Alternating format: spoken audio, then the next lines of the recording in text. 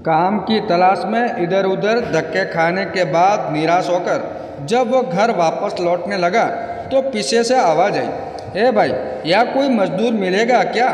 उसने पीछे मुड़कर देखा तो पाया कि एक झुकी हुई कमर वाला बुढ़ा 3 गठरियाँ उठाए हुए खड़ा है। उसने कहा, हाँ बोलो क्या काम है? मैं ही मजदूरी कर लूँगा, मुझे रामगढ़ जाना है, 2 गठरियाँ मैं उठा लूँगा, पर मेरी तीसरी गठरी भारी है। इस गठरी को तुम रामगढ़ पहुँचा दो, मैं तुम्हें 2 रुपये दूँगा। बोलो काम मंजूर है? ठीक है, चलो आप बुजुर्ग हैं, आपकी इतनी मदद करना तो यूँ ही मैं भी अपना फर्ज समझता हूँ। इतना कहते हुए गठरी उठाकर अपने सिर पर रख ली, किंतु गठरी रखते ही उसे इसके भारीपन का एहसास हुआ। उसने बूढ़े से कहा, यह गठरी तो काफ़ी भारी लगती है।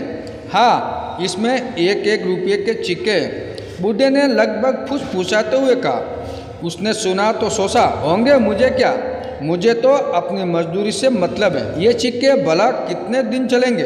तभी उसने देखा कि बूढ़ा उस पर नज़र रखे हुए। उसने सोचा कि ये बूढ़ा जरूर ये सोच रहा होगा कहीं ये भाग तो नहीं जाएगा, पर मैं तो ऐसी बेईमानी और चोरी करने में विश्वास नहीं करता। मैं सिक्कों के लालच में फंसकर किसी के साथ बेईमानी नहीं करूँगा। चलते चलते आगे एक नदी आ गई। वो तो नदी पार करने के लिए झट से पानी में उतर गया, पर बूढ़ा नदी के किनारे खड़ा रहा। उसने बूढ़े की ओर देखते हुए पूछा, क्या हुआ, आखिर रुक क्यों गए? बूढ़ा आदमी हूँ, मेरी कमर ऊपर से झुकी हुई है, 2-2 गठरिया का बोझ नहीं उठा सकता, कहीं मैं नदी में डूब ही ना जाऊँ। तुम 1 गठरी और उठा लो, मजदूरी की चिंता न करना, मैं तुम्हें 1 रुपया और दे दूँगा। ठीक है लाओ, पर इसे लेकर कहीं तुम भाग तो नहीं जाओगे? भला मैं क्यों भागने लगा भाई, आजकल किसी का क्या भरोसा। फिर इसमें चांदी के सिक्के जो है, मैं आपको ऐसा शोर बेईमान दिखता हूँ क्या? बेफिक्र रहे, मैं चांदी के सिक्कों को लालच में किसी को धोखा देने वालों में नहीं हूँ। लाइए, ये गठरी मुझे दे दीजिए। दूसरी गठरी उठाकर उसने नदी पार कर ली। चांदी के सिक्कों का लालच भी उसे डिगा नहीं पाया। थोड़ी दूर आगे चलने के बाद सामने पहाड़ी आ गई। वो धीरे धीरे पहाड़ी पर चढ़ने लगा, पर बूढ़ा अभी तक नीचे ही रुका हुआ था। उसने कहा, आइए ना। फिर से क्यों रुक गए? बूढ़ा आदमी हूँ, ठीक से चल तो पाता नहीं हूँ, ऊपर से कमर पर 1 गठरी का बोझ और है, उसके भी ऊपर पहाड़ की दुर्गम चढ़ाई। तो लाइए, ये गठरी भी मुझे दे दीजिए, बेशक, और मजदूरी भी मत देना। पर कैसे दे दूँ? इसमें तो सोने के सिक्के हैं, और अगर तुम इन्हें लेकर भाग गए तो मैं बूढ़ा तुम्हारे पीछे भागा भी नहीं पाऊँगा।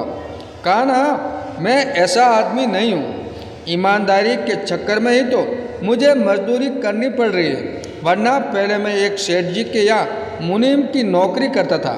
सेठ जी मुझे हिसाब में गड़बड़ करके लोगों को ठगने के लिए दबाव डालते थे। तब मैंने ऐसा करने से मना कर दिया और नौकरी छोड़कर चला आया। उसने यूं ही अपना बड़प्पन जताने के लिए गप्पे हाँकी। पता नहीं तुम सच कह रहे हो या?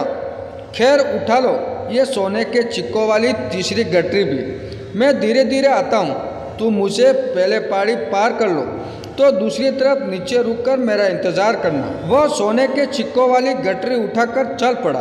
बूढ़ा बहुत पीछे रह गया था। उसके दिमाग में आया, अगर मैं भाग जाऊँ तो ये बूढ़ा तो मुझे पकड़ नहीं सकता और मैं एक ही झटके में माला माल हो जाऊंगा। मेरी पत्नी जो मुझे रोज़ कोसती रहती है, कितना खुश हो जाएगी।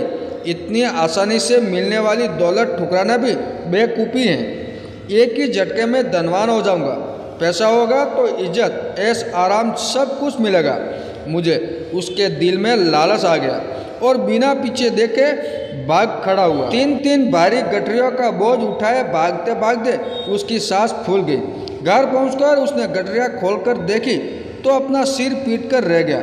गठरियों में सिक्कों जैसे बने हुए मिट्टी के ठेले ही थे। वो सोच में पड़ गया कि बूढ़े को इस तरह का नाटक करने की जरूरत ही क्या थी। तभी उसकी पत्नी को मिट्टी के सिक्कों के ढेर में से एक कागज मिला, जिस पर लिखा था, ये नाटक इस राज्य के खजाने की सुरक्षा के लिए ईमानदार सुरक्षा मंत्री खोजने के लिए किया गया है। परीक्षा लेने वाला बूढ़ा और कोई नहीं, स्वयं महाराज ही थे। अगर तुम भाग न निकलते तो तुम्हें मंत्री पद और मान सम्मान सब कुछ मिलता, पर तुम भी वैसे ही निकले। दोस्तों, ये कहानी कैसी लगी कमेंट करके जरूर बताएं और हमारे चैनल पे नए हो तो चैनल को सब्सक्राइब करें।